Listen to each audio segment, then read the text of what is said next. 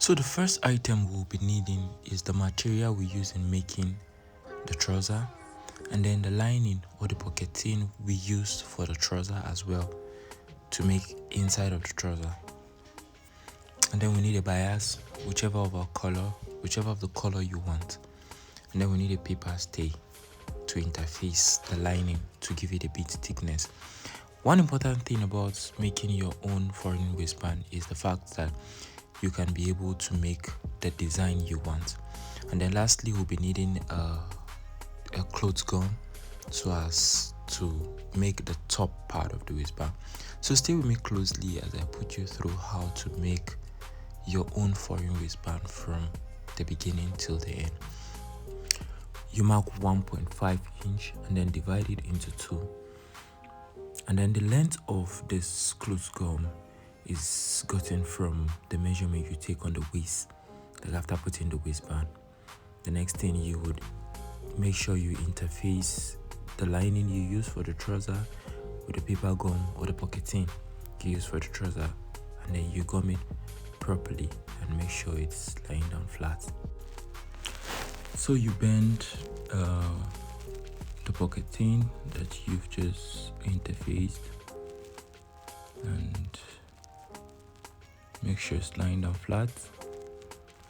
So the size of this lining you'll be using does not have an actual size, because some trousers might be high waist and then some trousers might just be the normal waist band. So you have the liberty to customize how you want your waistband to be, like just as the size of the outer waistband will be looking. So you carefully trim to make sure you're having a good edge, as I would always advise. So now the next thing we'll be doing is gumming our cloth gum on the fabric of the trouser. So you make sure it gums very well and it's neatly done. So if at this point you're still yet to subscribe to this channel, please, you will do me a great favor by subscribing. Please subscribe, as it will help me mentally and physically to keep creating great tutorials. I have much more in stock, but the growth of the channel gives me the energy to keep on going. So please subscribe and make sure you like, you comment on our video, or give us your feedback. Tell us what you don't like, tell us the things you love, so we can improve to serve you better. We're always here to show you the right way to do things. So you carefully trim and you fold the allowance with iron, fold them over the cloth gum.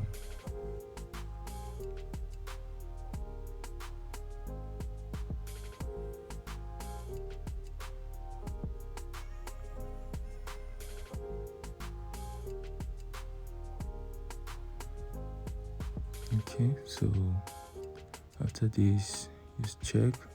So you can see you can use your waistband as this, just by attaching this both, and you have a very clean waistband. But nonetheless, I'm still going forward to show you how to style this to make it look stylish. We're not just stopping there. So after you use this, both of them, and then you will determine the length you want for your waistband. So you mark out the parts of the lining that will be showing out, or the pocketing. You just mark it all through. You mark it this way till the end. Okay, after marking, next thing, you bring your bias, you check the length you would want to use, as the length will be as same as the pocketing you've interfaced with the paper gum. So now you just open up your bias into 2. It's not just bias you have to use here. You can use any other fabric of your choice. That's why I said this is strictly custom made. You can customize it to what whichever way or however way you want it to look. So I decided to use bias because bias has very light nature. It's not thick, so it wouldn't make the waistband be too heavy, as it will not sit well if it is heavy. So I'm using a very light material. That's why we use the lining or the pocketing, so as to maintain that lightness inside of the trouser. So I'm sticking to bias. Even if I want to use another color, I would still get bias or design as bias to use for that place. It works fine. But if you feel you have a material that's lighter, you can also use it. So the line you marked earlier on the pocketing or the lining, you place your bias and just stitch your bias through the line. Just stitch your bias through the line.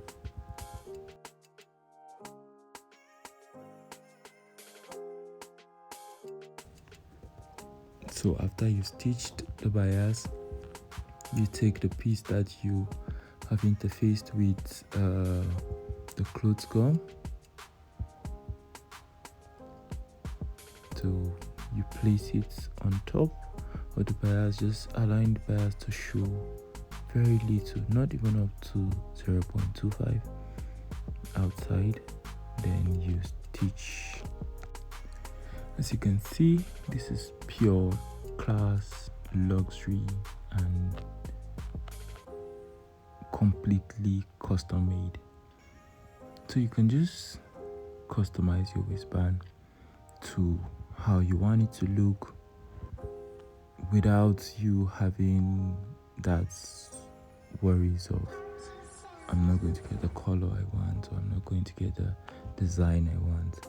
You definitely make the design you want, and then you make your suit pants completely custom made in the sense that everything you made were produced by you, and then your designs will be unique, not just the rampant things that have been bought from the market.